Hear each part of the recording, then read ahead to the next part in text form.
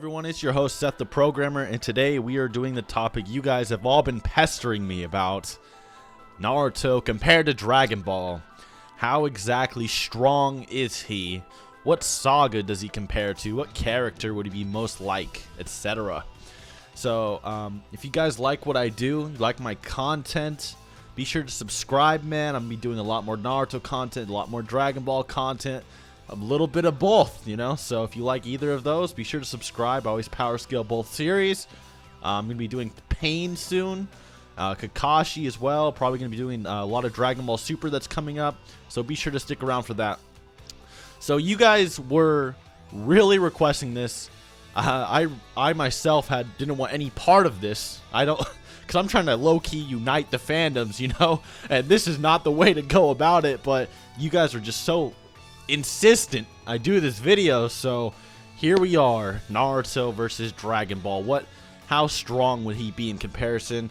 So before we start, we should probably debunk the whole rumor. Seth Kishimoto said that Naruto in the last was as strong as Captain Ginyu, and it's like, where though? Where did he say that? I actually saw that meme one time, and then I asked the guy, hey, where did you get this? And he's like, I don't know, I just found it somewhere else. And then I went there, tried to ask him, hey, where'd you get this? He's like, I don't know, I just found this somewhere. It never happened. He never said that. It's just something someone's made up. And then there's also the famous Madara equals Nappa. Seth, what are you talking about? Never stated. Please give me the interview where he says that. Oh wait, he didn't say it, so you can't. So shit Kishimoto says, am I right? Yeah, the thing with the Naruto fans is they always come up with fake author statements to hype themselves up, right? They do it all the time. I'm a Naruto fan, and I am cursed with being part of a fandom that makes fake interview statements, right? Because, Naruto doesn't have the Kaizenshu or whatever, translating interviews and making scans like, for fucking Dragon Ball. So for Naruto fans, they just kind of make shit up and get, fan translations. So there's a lot of misinformation, but none of that is true. He's never stated anything about Naruto versus Dragon Ball. So without further ado, let's get started with the scaling. Okay, so we are going to start this off by power scaling Naruto first, and then I'll give some examples of other sagas in Dragon Ball to what he compares to. Okay, so we're going to be giving a basic power scale. If you want more in-depth power scale, I got some videos on that. I got way more in-depth power scales. I'll put those in the description. But basically what it boils down to is Naruto is at least planetary. Okay, a lot of people don't like the sound of that, but you have the guides backing it up. You have the scaling back it up, and you even have statements backing it up, right? Kaguya in the data book was stated to be able to blow up a planet. Kakashi says she's going to destroy her entire dimension. The moon cannon in Naruto that was going to destroy a moon was only powered by 100 ninja. Naruto then goes on to power like 8,000 ninja by like 3 times their chakra. Naruto casually slaps Sasuke's hand and creates a moon. It's just, there's a lot of shit. Even Kinshiki, I think, in the special Boruto, like in one of the special Boruto guides, so not the data book. I know a lot of you guys are like, fuck the data book. This wasn't even part of the data book. It was like some kind of Boruto special. It was stated that Kinshiki was also a planet buster. And then Sasuke dicked down Kinshiki using only half his chakra because he teleported to Kaguya's dimension, which takes a shit ton of energy, and then fought Kinshiki and fucked him up. So he took him on while suppressed, and then Naruto and Sasuke then take on Momoshiki, who's even stronger than Kinshiki, and then he eats Kinshiki, and they still can take him on. So yeah, they're at least planetary.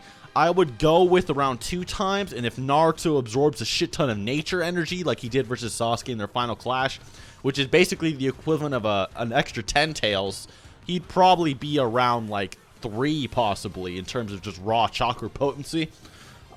At least 3 times small planetary. I guess you could just say normal planetary. In terms of speed, we've went over this in another video, but I will link that in the description. But he's about as fast as light in terms of reaction speed, not travel speed, but reaction speed. Although, in the last, he does jump to the moon relatively fucking quickly. So that might be a good gauge of his speed. But basically, he dodged Madara's Light Fang, which is Sage Art Light Fang. So meaning it's Sage Art, meaning he's using natural light rays to attack Naruto. Naruto then dodges this at point blank, and no, it's not aim dodging because it was literally point blank, meaning his head moved more than the beam did. So yes, Naruto is at least faster than light and planetary. Now, where in Dragon Ball are characters faster than light and planetary? Now, the first character that comes to mind, in my opinion, would be Raditz. Okay, I know a lot of people are gonna get upset that I fucking said that. There's people on both sides. I can't win in making this video. But Raditz level is what I'm gonna go with. The reason being, Piccolo in early Dragon Ball, he shot the moon and obliterated it, right? And when he obliterated the moon, he like obliterated it into non-existence. And to destroy the moon takes about 29 exotons of force to destroy its gravitational pull.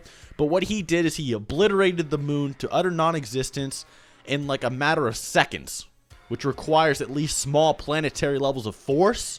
And then Raditz is like around 3 times stronger than that Piccolo, give or take. So in terms of, you know, attack potency, you know, Raditz would be probably around that level. And I know a lot of people are like, well, wait, Seth, Vegeta was the first planet buster. That's not necessarily true at all, because Piccolo performed a planetary feat, and we don't know exactly what kind of planets Vegeta can destroy. What if he can destroy Jupiter or some shit, right? Well, it's stated he was going to destroy Earth, but it's also stated in another guides that you just need a power level of 10,000 to destroy planets, any unnamed planets. And Earth is actually considered a small planet in Dragon Ball. So a normal planet would be much larger than Earth. And Vegeta is stated to be able to destroy these things. So yeah, Vegeta is not like the bare minimum for a planet buster. Raditz is perfectly fine to be a planet buster. Raditz dodged the special beam cannon. Okay. The thing about the special beam cannon is that Piccolo was able to blow up the moon in around 4 seconds, give or take. And the special beam cannon is like 3 to 4 times faster than that blast that hit the moon. And if you know, divide 4 by 4, you get about 1 second, and it takes about 1.2 seconds to hit the moon, meaning that the special beam cannon was around the speed of light. I also have a video on that I'll be putting in the description as well. So with that logic, you could easily say that Naruto is at least Raditz level. Okay, now I know a lot of Naruto fans are going to be mad, and I know a lot of, you know, Naruto down players are also going to be mad. So, like I said, I can't really win here. But in my opinion, as a guy that's read Naruto fucking 10 times, as a guy that's seen Dragon Ball at least 10 times, as a guy that's been debating them for 3 years, this is the conclusion I came to, okay? Now, the thing about Naruto versus Dragon Ball, not just compared, because what I'm doing is I'm just saying, how strong is he?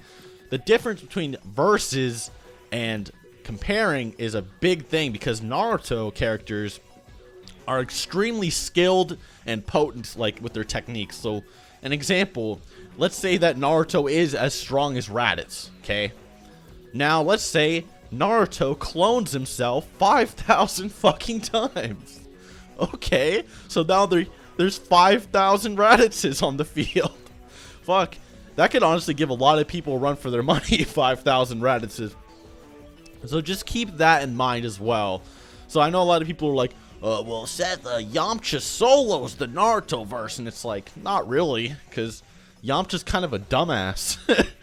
And it's like, it'd be so easy for characters like Yamcha or Raditz to get caught up in crazy hacks.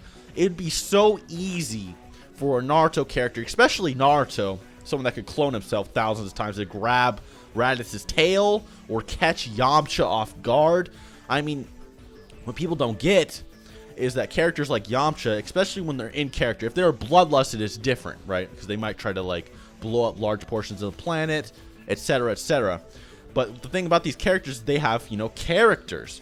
So while they'll try to hold back, try not to kill their opponent, and it would be easy to catch them off guard and do serious damage. Hell, Goku, in one of the newest episodes, he took it easy on some robbers. He's like, oh, I don't want to kill these robbers, I'm just gonna knock them the fuck out. A robber was able to peg him with the fucking bullet. God Goku was able to get pegged by a bullet because he was off guard. He's like, oh, I knocked him out, it's over. So what if a character tried to underestimate Naruto, got hit by a truth-seeking orb, whatever the fuck? So just keep these things in mind, okay? A versus battle is not all just brute strength, okay? I mean, usually that's what it boils down to, especially in Dragon Ball. But if you're going for a versus battle and all the characters are in character, it's a way different scenario. Now, could Naruto characters take on Beerus or something like that? Fuck no. There's just no way in hell. I'm sorry to say it. But they are at least Saiyan Saga level, and they have crazy-ass abilities. I'm going to say it right now, Naruto might be able to take on Nappa if he gets lucky. If he gets lucky, he uses his shadow clones effectively, he might be able to pull something off, but that's stretching it. That's really stretching it. I'm really being really generous. Like if Nappa was super cocky and being a dumbass, he could probably get pegged. Because I mean, look at, Nappa versus Krillin, right? Nappa versus Krillin is a great example of a character being a dumbass. So anyways, guys, hope you enjoyed. Hope you learned something. Like I said, please have an open mind here. I know nobody's going to be pleased with this. Not Dragon Ball or Naruto fans. But I hope you guys understand. Hope you guys enjoyed. And till next time.